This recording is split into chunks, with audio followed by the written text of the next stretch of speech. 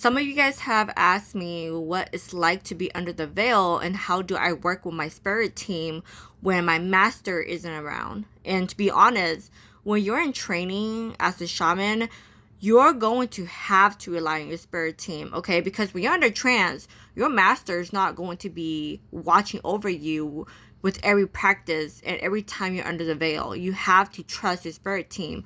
They are also your teacher. So when you hear shaman masters tell you that your spirit guides are your teacher, that is very true. Because when you're under the veil, you have to trust yourself and your spirit team. Because if you don't trust your spirit team, you're going to get lost, okay? So that's just the honest truth. So this is just my experience and my experience alone, okay? I can't say this for every other shaman, but since you guys ask, I will try to simplify this as much as I can. So I love playing video games, okay? I play video games a lot. And so I actually grabbed this photo from a video game. Okay, so this is going to be the best way that I describe this to you. So imagine this guy is me under the veil, okay? Under the veil, under trance, I am this guy. I am leading the group. I am in front of all of my other spirit guides. So imagine each person represents a different type of spirit guides, okay? There are going to be a lot more spirit guides than this, but just imagine each person represents a different type of spirit guide and that they're like a leader for each group, okay? So imagine this one is the leader of the warrior spirit guides. This one is the leader of my ancestral spirit guides. This is the leader of my dragon spirit guides. And then, another leader for Kuan Yin spirit guides. So just imagine everybody is a leader of a different type of spirit guide, okay? So I'm traveling in the spiritual realm.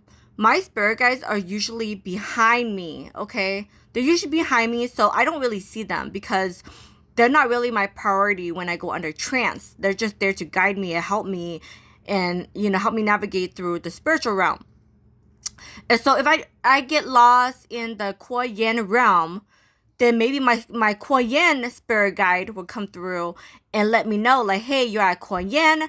This is how it looks like. This is what you need to offer to get into the realm, etc. So I will rely on my Kuan Yin spirit guide to help me navigate through. And so if I have an entity blocking my way, then maybe my warrior guide might come through and let me know there's an entity blocking my path and we need to take care of it. Okay, so that's kind of how each of your spirit guides work with you.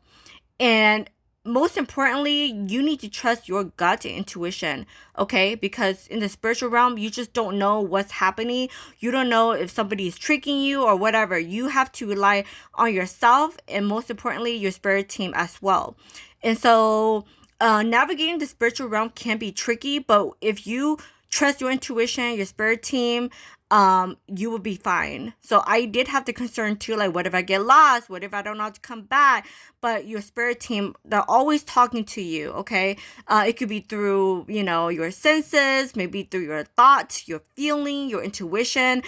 It just depends on your gift and your ability. But this is kind of how I see it. Because I play video games a lot. Because when you play video game, you're always the one in control of your main character. And then you have other characters in your party that can guide you depending on their skills and expertise. So that's kind of how it is in the spiritual realm. But again, this is just my experience.